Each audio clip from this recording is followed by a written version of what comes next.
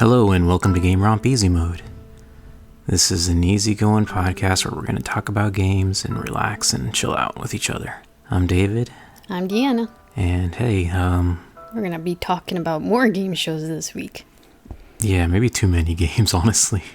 Well, we did try to lower the list of things to talk about by just marking down ones we're actually kind of curious about. Yeah, anything that was interesting to us. Lots of stuff we're not talking about at all. Yeah, because there's like 3 game shows. First, there was the Game Fest, which has, it's mostly... a mix.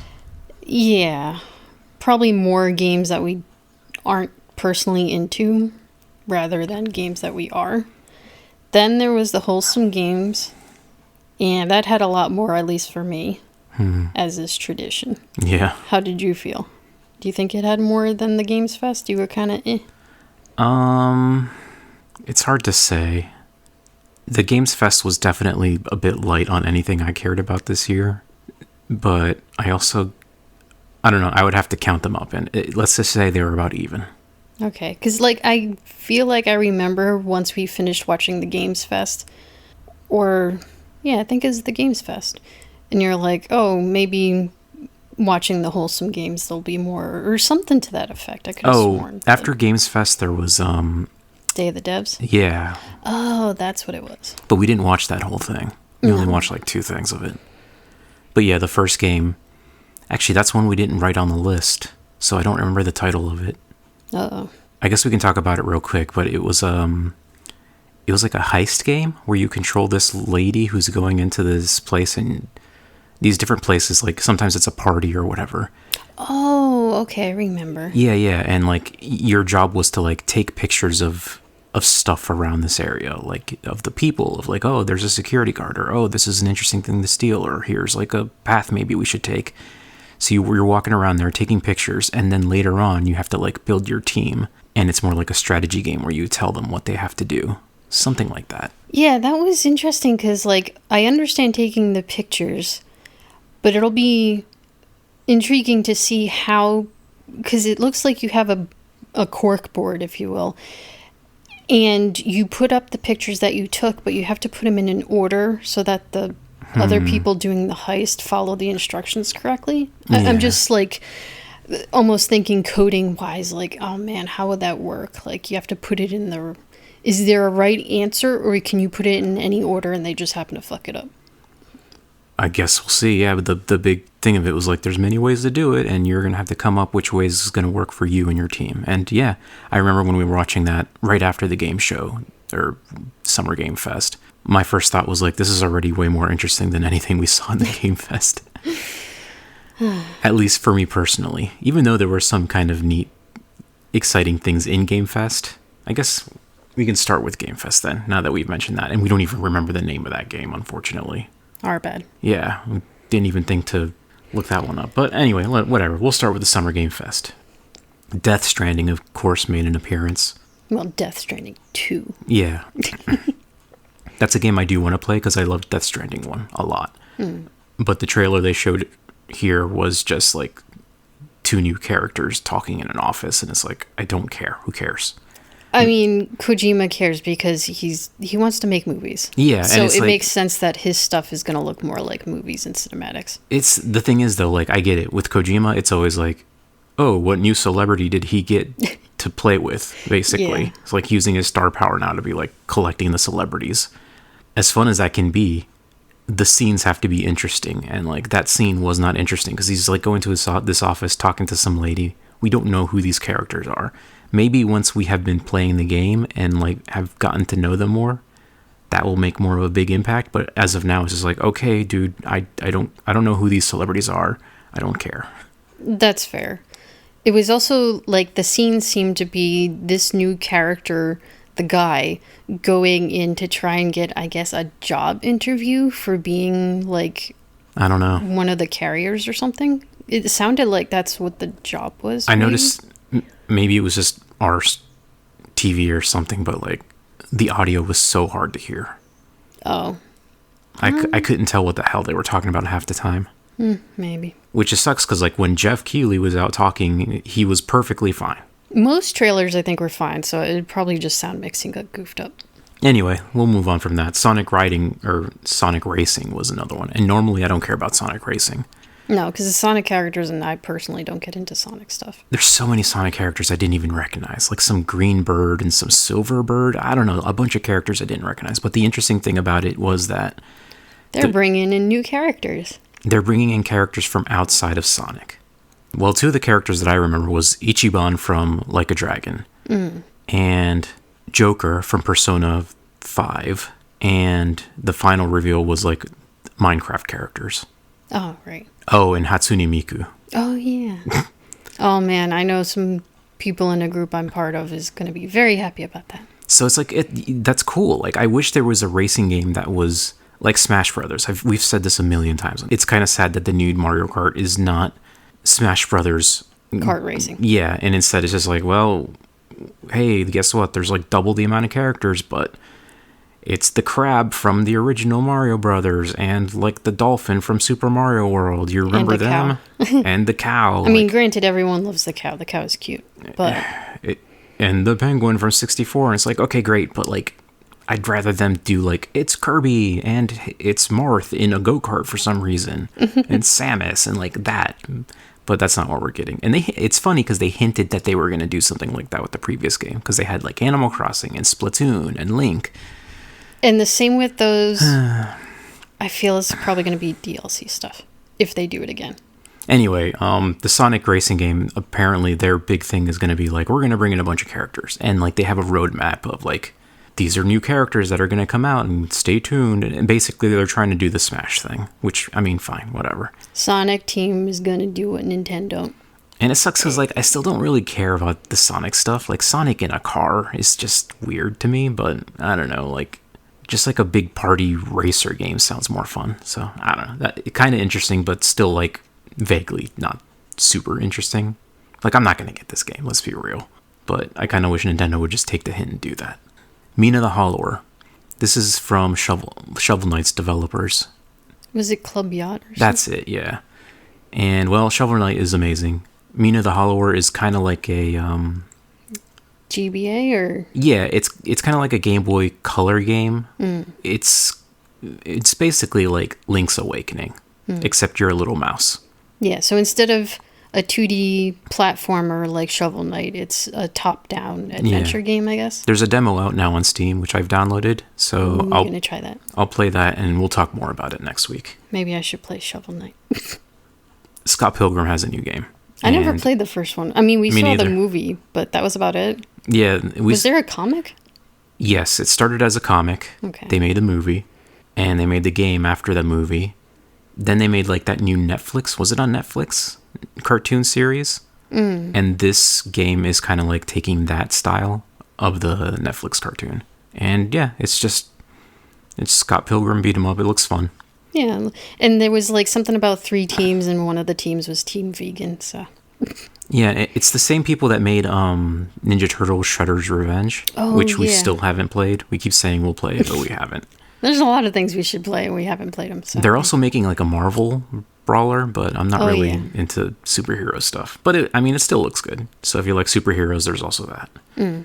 Okay, this is kind of skipping ahead, but at some point during the show, they had one of the developers for Resident Evil come up, huh? Oh. And they were teasing like, oh, we'll have more news soon, but we're still cooking or whatever. And then like it was a big disappointment. Like, oh, why are you guys even talking about this? But fast forward to the very, very end of the show. It was like their last world premiere or something. Yeah, the last show is like, we're seeing somebody in an FBI building.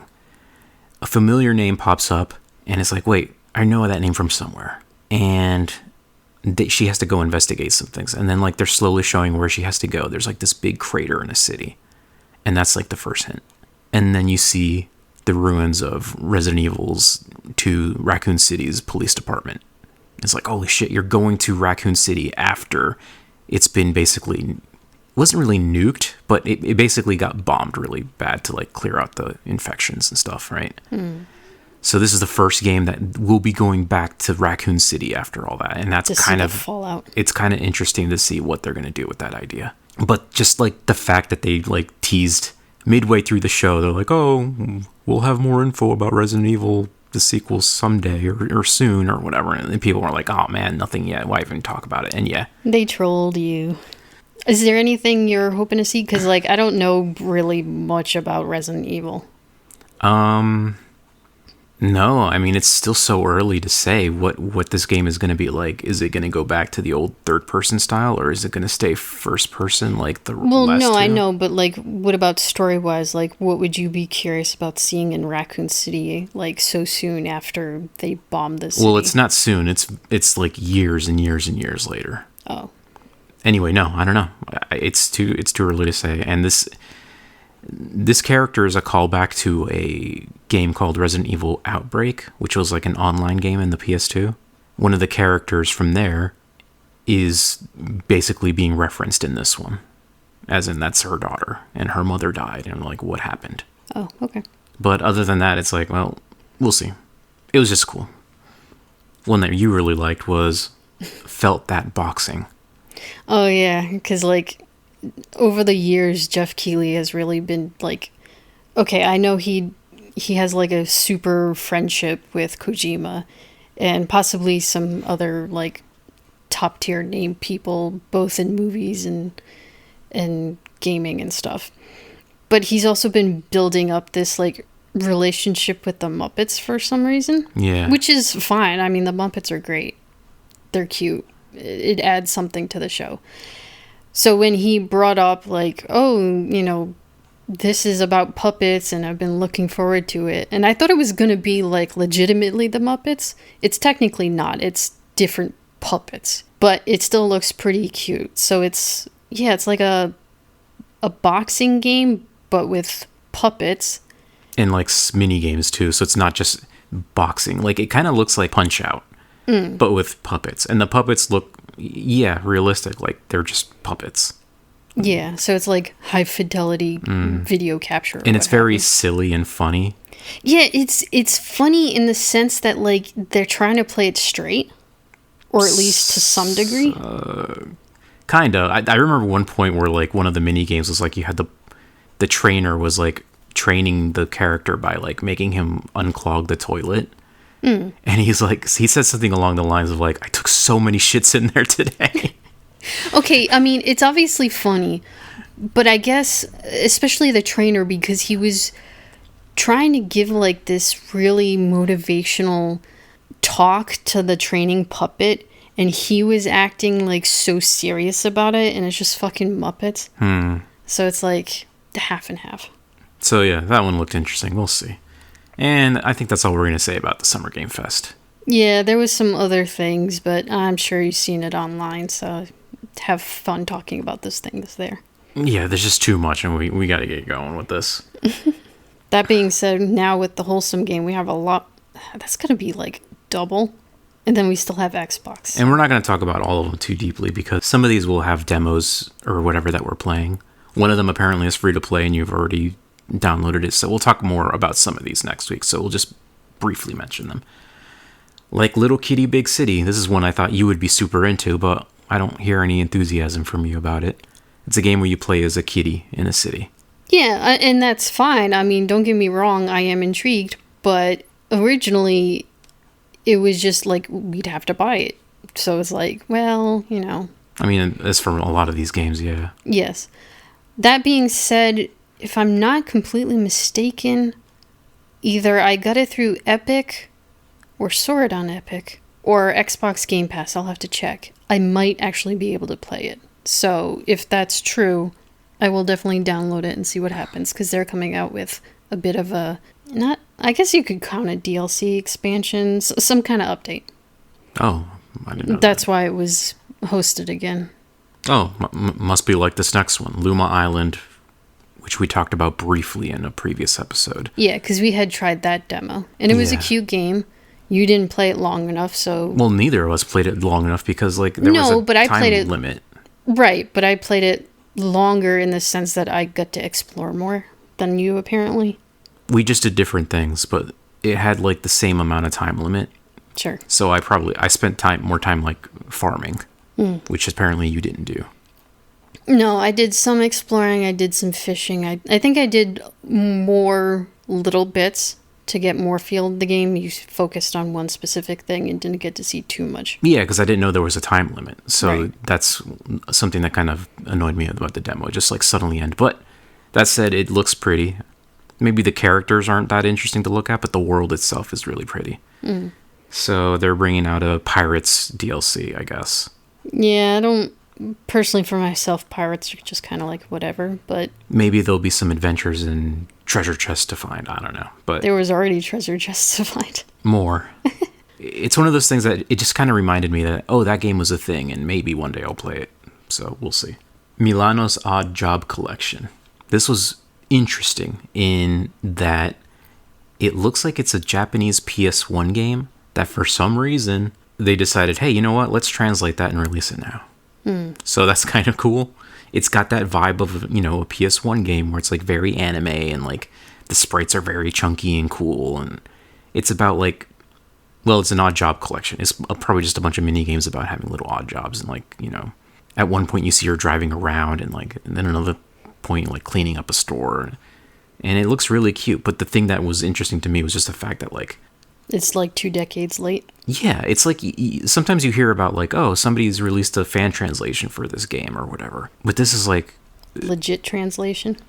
it's not just a fan translation. They're like licensing it and selling it now. So that's kind of interesting in and of itself. And hey, odd job collection. So like, I guess if you're into mini games or you like the games, like was it Fantasy Life that came out and they Second Wind. I forget who reviewed it, but one of the hosts for Second Wind was like, "This game is dangerous because there's just so much shit to do." Yeah, that does look like a pretty fun game too. But that's not part of the show. So let's move on and talk about On Together. This one we're not actually really interested in for ourselves, or at least not me. No. This one was more just like, An interesting concept. yeah, because it's like vaguely idle game, vaguely multiplayer, but you're supposed to have it running on your computer while you're doing other things. That's the thing too. There's a couple of games this time in the show and in other shows that we saw that are like this, where it's like,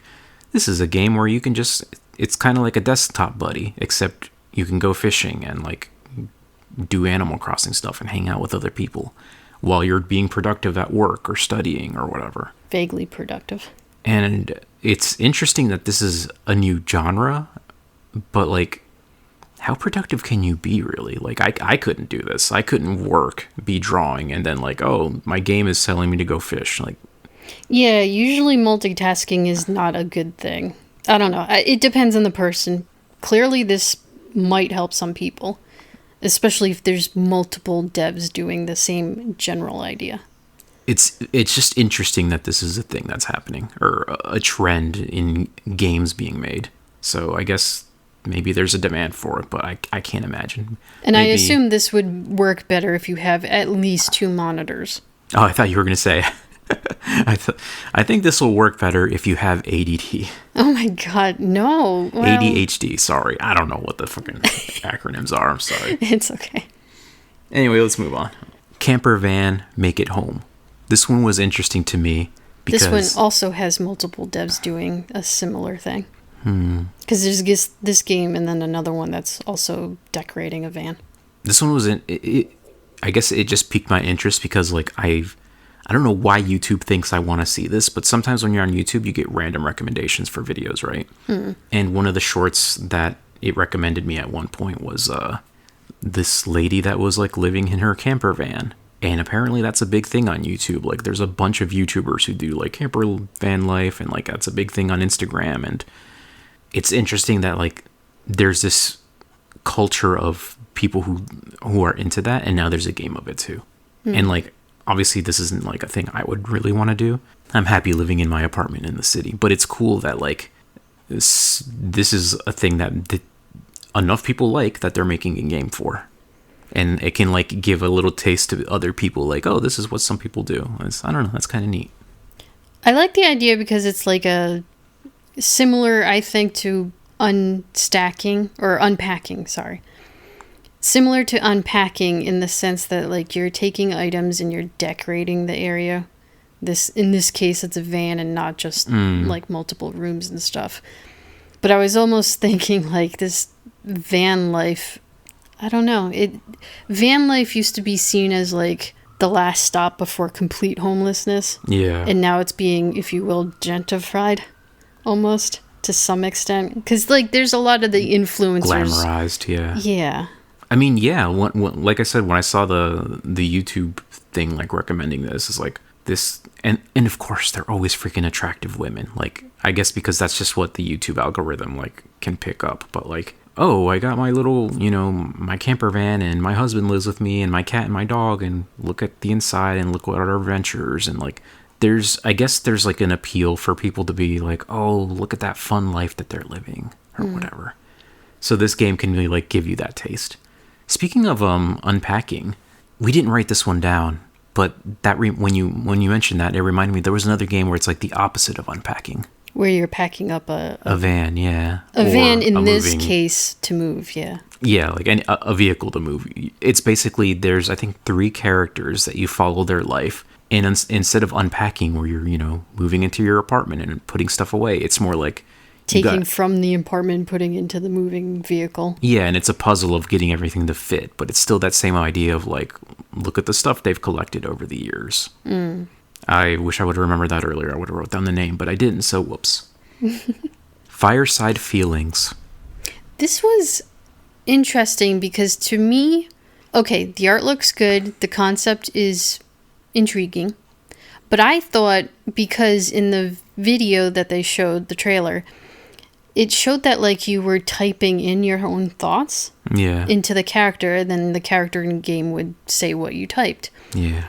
So I thought this was kind of like an online multiplayer, but it says it's single player, so maybe it's just a game where you can vent with the other characters, because it's not just the fireside thing. Like, you're also like, at one point you see them in the office, and it's like little cute characters talking to each other or whatever, and then like at some point it's all boiling over and they're at the fire camp and just venting at each other, and I guess you can type in your vent or something.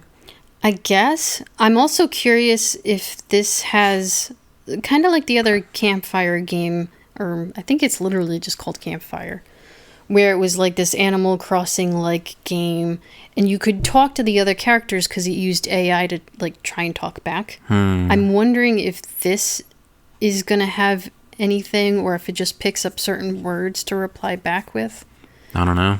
Because like if you're venting and then the character just says something completely random, that feels like it wouldn't fit correctly.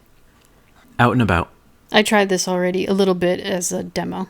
Yeah, because this is the one where you're like foraging, and it has like real world information. Like, it's not like fake fantasy plants. It's literally just real life plants and mushrooms and stuff. Yeah, like one of the plants is dandelions, and one of the mushrooms is, I'm assuming they're gonna have chicken in the woods, since chicken in the woods is like the... Isn't it chicken of the woods? Is that not what I said? Did I say chicken in the woods? Yes. Sorry. Chicken of the woods is like one of the easiest things for new foragers to find. So I'm assuming they would put that in there too. And yeah, it shows you the different parts. Like for the dandelion, it'll show you how to clip off the actual flower bud. It'll show you how to clip or identify the leaves and clip them off, and then turn them into like real world recipes. Like, at least according to them, and I know they still have like the warning sign before the game begins, like, be careful when foraging in real life, but apparently all the recipes should be real things you can make in real life. Because I know dandelion tea is a thing. It's a diuretic, but you can drink the tea. What does diuretic mean? It makes you pee. Oh, okay. There's also, I've heard of like dandelion honey. So I was curious about that. But finding dandelions surprisingly out in the wild that haven't been like pissed on by dogs or sprayed with pesticides or something is incredibly hard in this city. So I wouldn't try. You'd have to like grow your own dandelions to make sure that they're safe to eat. But the theory is there, so it's curious. I don't know if I wrote this down right. Seasonala Cemetery. So this was by the creators of A Mortician's Tale.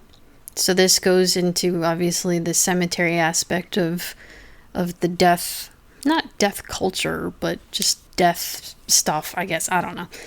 So I checked this up because I was like, oh, I liked A Mortician's Tale, and I'll see if this has a demo. Well, even better, it's just legitimately a free game. I did download it. I haven't played it yet. Well, we can talk about it next week. Yeah, fair. So I look forward to that. Squeak Cross. Okay, this is also another game. I downloaded the demo. I played it last night, but I'll talk about it next week. Yeah, just briefly, we'll say it's Picross, except with a mouse and like the Picross things that when you complete the puzzles, I guess you get like items to decorate or something. Yep, you get furniture, and some of the items are things your little mouse can wear. It looks really cute. Yeah, I knew this game would be like right up your alley. Guardian of Nature. This looks intriguing. I like how the art looks. It's 2D, and I guess it's a puzzle game, they said. So yeah, kind of. Maybe crafting? I don't remember. It's like an adventure game, kind of, where you're just, going around and solving puzzles and stuff.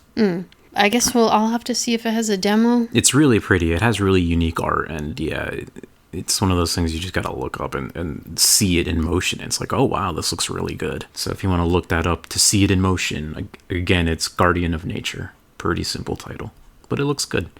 Yeah, it's wholesome because it's like eco-friendly, stuff like that. Yeah, I think that was it for Wholesome Games. At least that we saw on the list. All right, next we're going to talk about the Xbox game show. So Microsoft, Bethesda. One quick thing before we get to the games.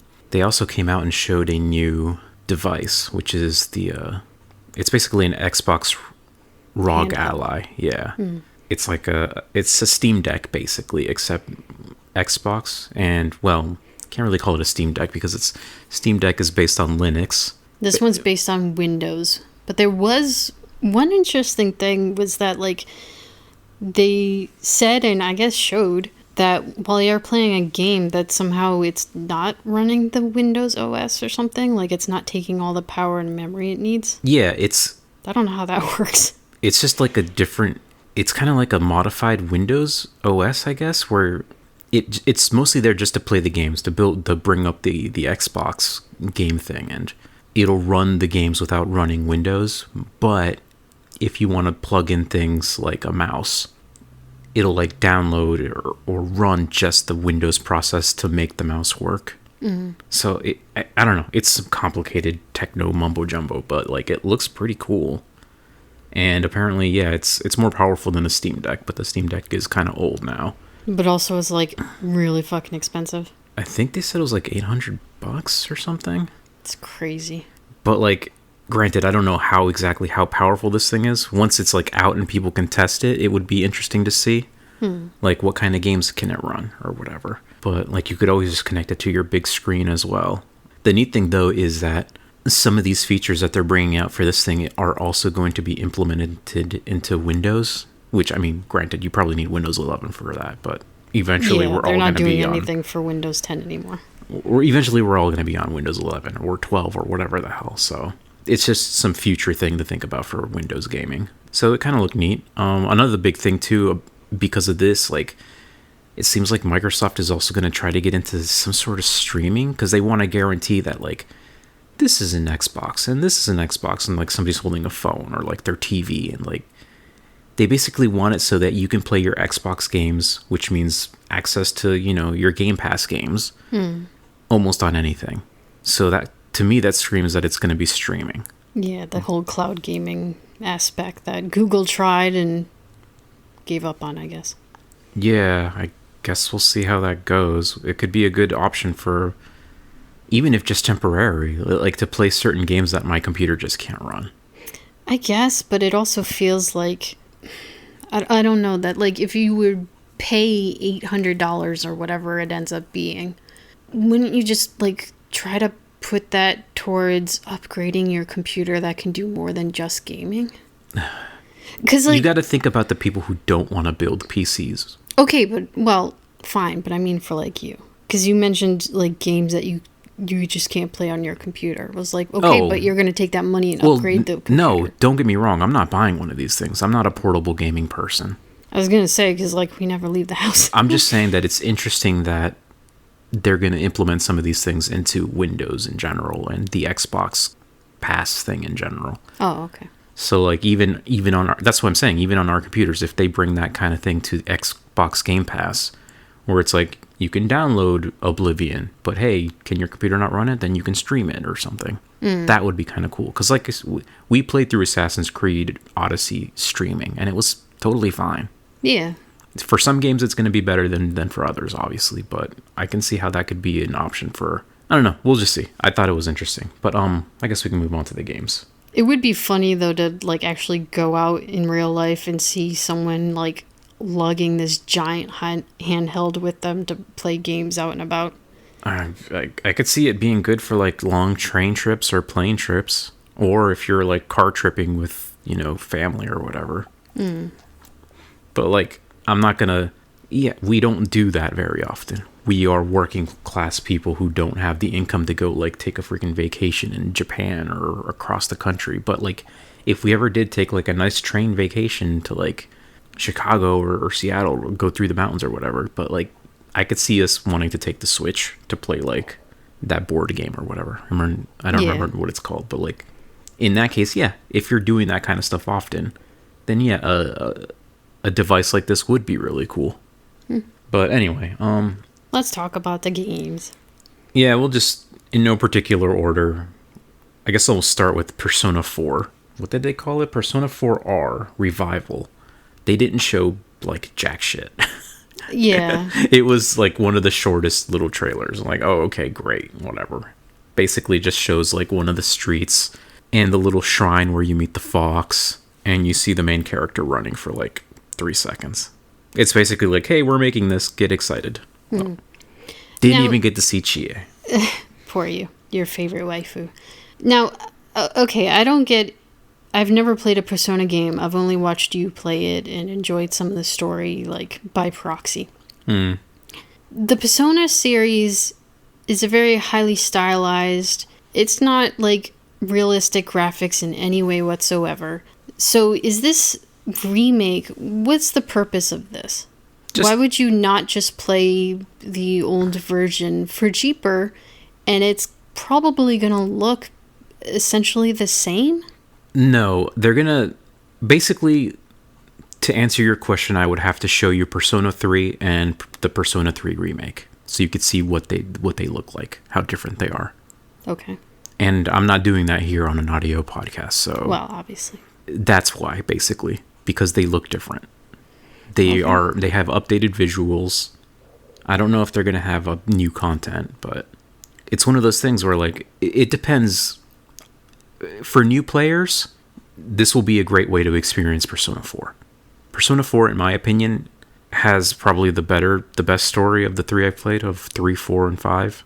I just love that area, the characters, and the murder mystery that you go through. Persona 5 is very, look at all these adults being assholes, and we're going to take them down a peg. And that's fun, too. But to me, the murder mystery aspect of Persona 4 was just way, way more interesting. Are you going to play this? I kind of want to, yeah. Because, like, you already know the story, so... Yes, but it's such a good story, and the characters, too. And because of the way Persona works, you can, like, choose to hang out with different characters. You only have so much time, so, like, you can't see everything in one playthrough. Yeah, I guess there's that. So, like, yeah, you can, max out the social links with other characters, or just seeing everybody again in, like, this new higher fidelity graphics will be nice. Okay. And, like, I already know the big twists in the story, so I won't be surprised there unless there's new content. But it's kind of like when I watched Twin Peaks for the second time, I still loved it. I loved watching Twin Peaks again with you and, like, seeing your reaction to everything. But even just seeing the characters interacting and having, going about their days. So it's going to be like that for Persona. Okay. So if you really like Persona 4 and, like, you want to replay it again, this is how I'm going to do it. If, I find the budget and time to do it when it comes out. We'll see. I still want to play the Persona 3 remake, which I haven't yet, because I never finished Persona 3. I don't remember how far I got, but I definitely didn't get far enough to unlock the dog or the robot girl, so... Anyway, It looks good. It's just sad that they didn't show too much. Clockwork Revolution. That was kind of an interest. It looked very interesting at first, and then it kind of lost me towards the end. Yeah, it had the concept, I guess. Like, okay, it's basically steampunk, as you can guess from Clockwork. I think while we were watching it, the longer it went, it started to add more concepts, I guess, to the game. Yeah, at first it just seems like, okay, you're in this Clockwork world and you're kind of playing a character in this RPG. They show you like dialogue options. And like they show like the big bad robber baron guy, and you're going to steal from him or like work under him, and like you're choosing how to take care of this issue that you have to take care of, or problem. Like, are you going to steal from him or are you going to work from him? But then they like start throwing in like time travel stuff, and it's like, look how different the world is now. And it's like, wait a minute, I feel like they're doing too much. Maybe like, how complicated can the world be if they have to design like 3 different versions of that world? Yeah, that's true. So it worries me, because otherwise, like, the Clockwork police dudes look really cool, and like there's these little puppet dudes that like are yelling at you, and I was like, the world looks interesting, but like, when you have to like, there's a bad version of this area, or here's like a future version of this area, it makes me wonder, like, okay, how deep is this gonna be? Because it's kind of like Bethesda with Starfield. When you start saying you can have 100 planets to go to, that's not going to be as good as like a carefully crafted one world. Yeah, it's like, feature creep. Yeah, basically. So I don't know. It looked interesting at first, and then the more they showed of it, the less confident I was in it. So whatever. Man, there's so many games in this show that I just don't really care about. But another one that I guess caught my eye. Well, I already knew it was coming out, but they showed some Tony Hawk's Pro Skater 3 and 4. Yep, which we have the first remake of 1 and 2, and yeah. Did you finish those games? Because I played it for a little bit, but I did not get far. I already finished playing that. As a kid, I had played through 1, 2, and 3, so I was already pretty familiar with the first 2 games. I guess 2, I was most familiar with 2 because that was my favorite as a kid. I played a little bit of 3. I barely remember it. I've never played 4. So this is going to be fun in that it's just more Tony Hawk, except some levels that I've basically don't remember and never played. So that's going to be real fun. And they have like fun characters in it. Like Tony Hawk 2 had like Spider-Man. This one apparently is going to have like Michelangelo from the Ninja Turtles in it. Oh, yeah. So I was like, yeah, just do goofy stuff like that. And also the character creator, because all these games have character creators. Even the first one? I don't remember if the first one did. I know for sure Tony Hawk Pro Skater 2 did have a character creator. So you're going to buy this then? If it's coming to Game Pass, I'll probably just get Game Pass and play it on there. Because, like, it's one of those games it's fun, but, I mean, I'll probably put, like, 10, 20 hours into it and then be done. Beast of Reincarnation. Do you remember this one? It was made by Game Freak. Oh. And I know that like surprised a lot of people. It was like, wait a minute, Game Freak on the Microsoft show? And yeah, because like they're third party, right? I don't know how exactly they work as far as their relationship with Nintendo, but obviously they're not going to make a Pokemon game for other people, but they can still make other games. So they're making this game that kind of looks like a... Yeah, it was like a woman samurai with a pet or something. Kind of like a Souls-like, I guess. It's a third-person action game with like some samurai girl, and we'll see how that works out. Yeah, it looks fine. I think it's just like it probably caught everyone's attention because of Game Freak more than anything. Yeah, pretty much. There Are No Ghosts at the Grand. Do you remember this one? It's like you get home to like some hotel, I guess, and you're building it up. Yeah, at first it seemed like it was going to be one of those like spray paint simulator or the power washer simulator. And then it kind of went off the rails. And now there's like all these NPCs, and they had one of the characters like dancing and singing in a very like New Orleans type of way. You get to the hotel, and the lady's like, "Oh, you inherited this hotel, I guess, from your family." And she's petting this cat, right? And she's like, "Oh, here's the keeper. He's pretty eccentric, so don't let him creep you out." And it's just like this older black dude, and he's like starts dancing and singing about like the history of the hotel, I guess. He's kind of like trying to spook you out a bit, but he seems like a nice old dude. And it's like, okay, sure, fun. And like your thing is like you got to build up the hotel again and like make it good for guests, and then also try to find the secret about it or something. And then the cat that she was holding starts talking to you, and this cat is a big deal. I don't know. It's a lot. Yeah. But it looks kind of neat, I guess. It'll be interesting to see what business aspects they have in it or not. Yeah, it's kind of like a mix of a business game where like you're upkeeping this hotel, but then there's also a spooky secret to find out. And I say spooky, but like it's not like a scary game, but it has like the paranormal type of stuff in it. Yeah. Grounded 2. This one is... Oh, you want to talk about that one now? Okay. A little bit. Sure. This one I think we have a lot more to say about.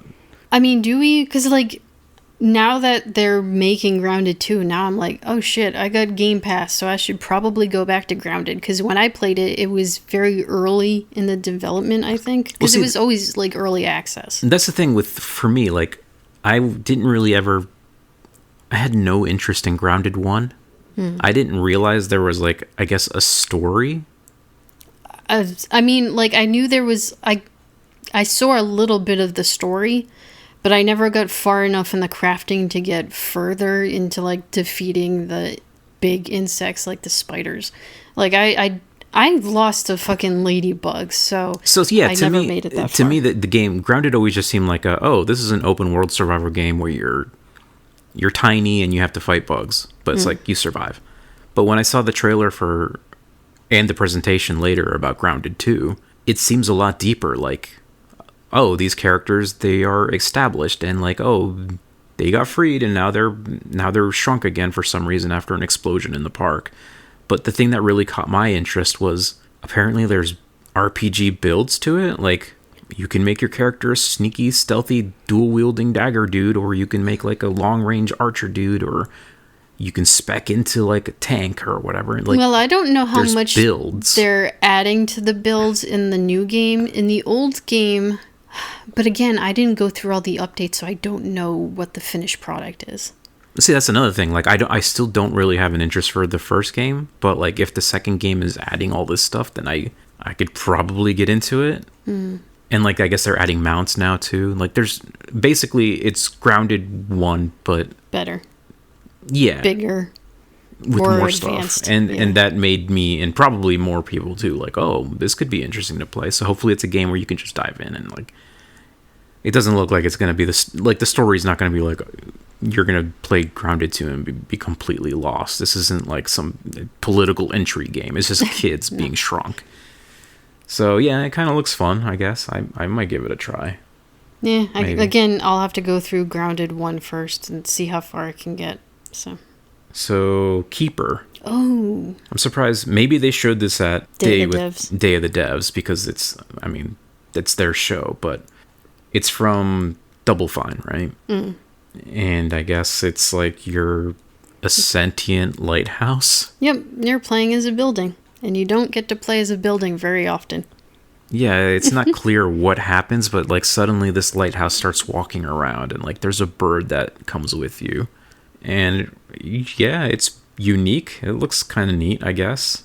I mean, they do have a pretty decent history of their games, I guess. I still haven't played Psychonauts 2. You should probably do that. I don't know if, though, like, because it's such a story-based game, like, do I want to play Psychonauts 1? I don't think it has too much, because, like, I played Psychonauts 2. And there's older characters, but I don't think you're going to be missing much. Because, like, I got stuck in Psychonauts 1. I never made it to the area. I think it's, like, the milkman or something, or the mailman's mind. I never made it that far. But I don't think you're going to be losing out too much. It's basically a whole new story, whole new area. So. I guess. We'll see. Here's a funny one. Anemo. It's like this new Pokemon style game, except you start as this girl and like she can fight them too. She was like hitting them with a hammer at some point, and I mean like a mallet, like a cartoony mallet, not like hitting animals with a hammer. Oh Jesus! That would be funny that got too, graphic real quick. But so it's like this cute like little Pokemon game in open world, but instead of like capturing them, she like just befriends them, I guess. It's hard to say exactly what's going on in the game, but like when you're playing them or playing the game, it looks like you're switching between her and the, I'm just gonna say Pokemon because fuck it. You're switching between her and the Pokemon, and like it almost looks like she becomes them. It's not like Pow World where like you throw out the big penguin dude to fight with you or whatever. In this one, it's like you switch to them and you're controlling the little monster. I guess we'll have to see, because, yeah, it definitely seems like Pokemon and a little bit of Pal World. But the fact that, like, this has the backing of Microsoft, it'll be interesting to see if Nintendo tries to do anything. Or if they just have to accept that people are going to be making, like, Pokemon-adjacent games, and they just have to fucking deal with it now. Yeah, I saw somebody on Blue Sky was like, well, they can't sue us all. I don't know. I mean, from what I understand of the Power World lawsuits, like, even if they win, and that's not guaranteed, they're basically spending more money than they'll be getting out of it. So it's kind of weird. But I don't know. That's how big corporations get you. I'm always going to root for... I can't really even say Power World is a small guy anymore, but I'm not going to root for Nintendo, that's for sure. It's like... They blew through all their goodwill.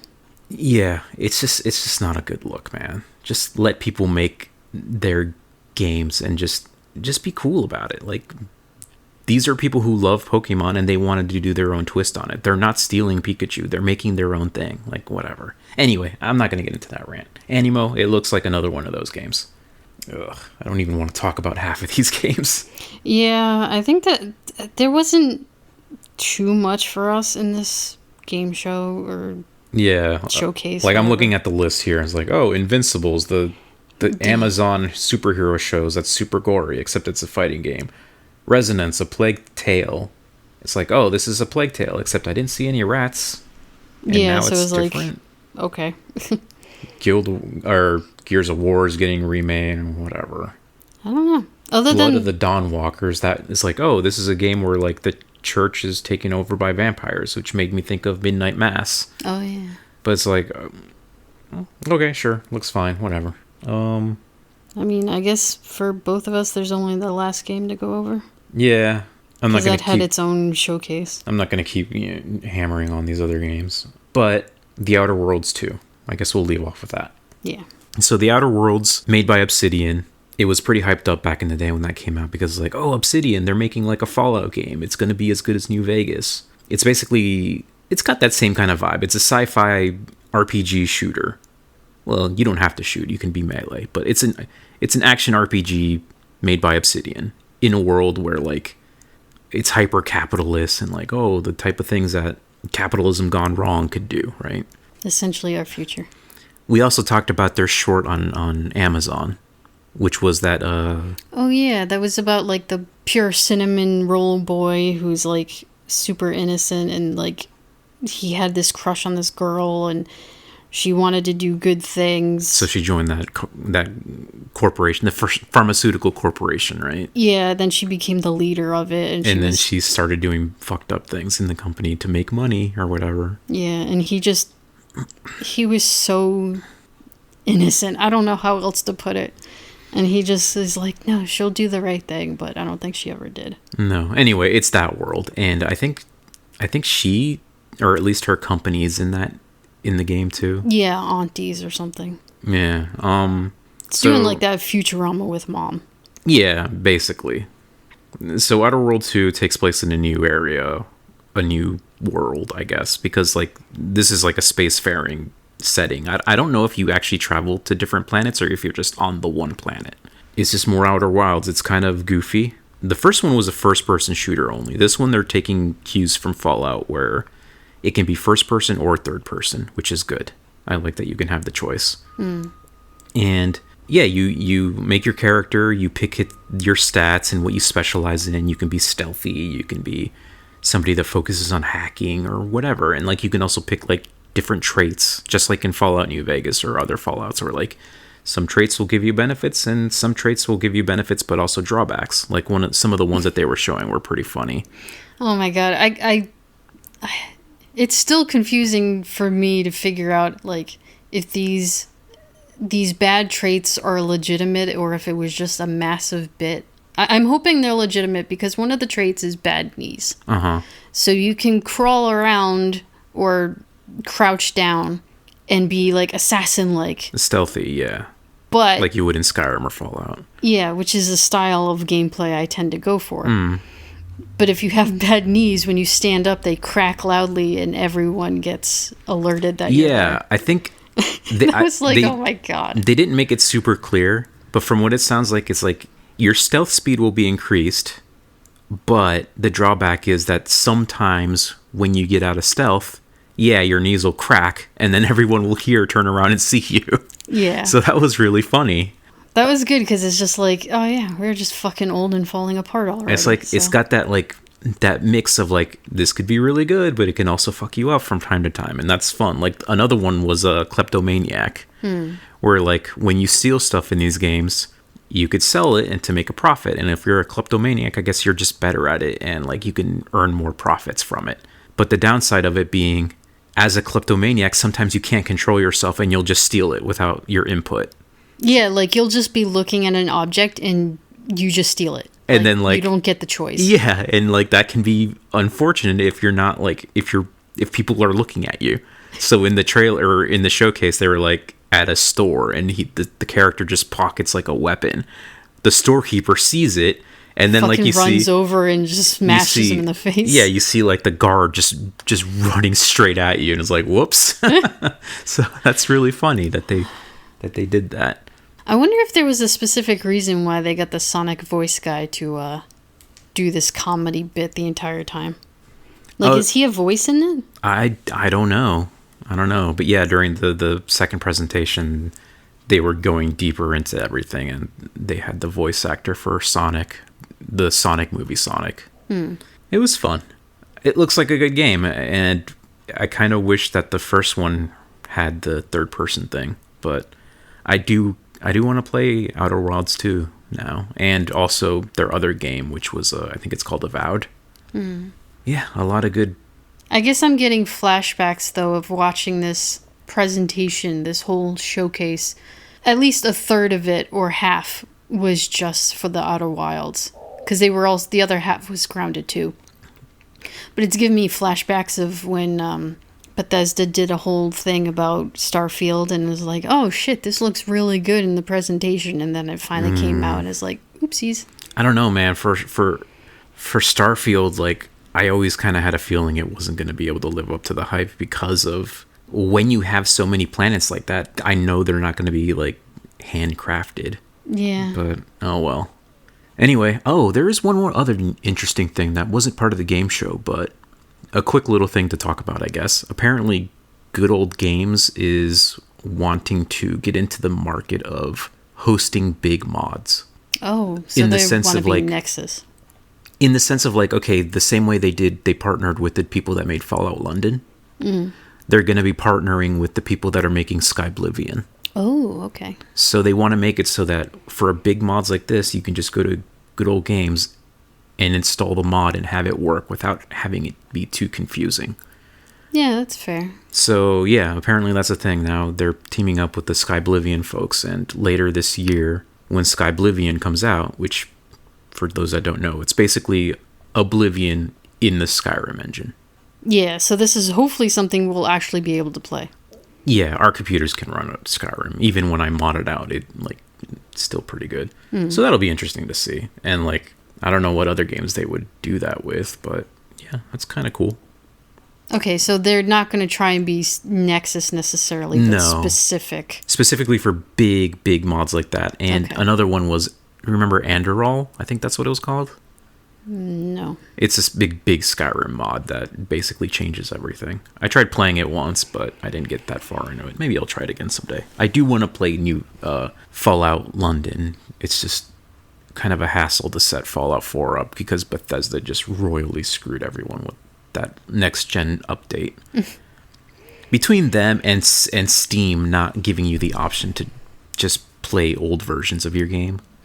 Anyway, that's a whole other rant. I think we should probably just call it here though, because we've been Yeah, I think we did pretty good. And next week we'll talk about the demos, because coming up is Next Fest as well. I think that starts today. Oh, really? As we record this, so. Oh, I'll have to see. I've already downloaded like 4 or 5 demos. Well, get ready for more. Wow. I've already played a couple and finished them, so.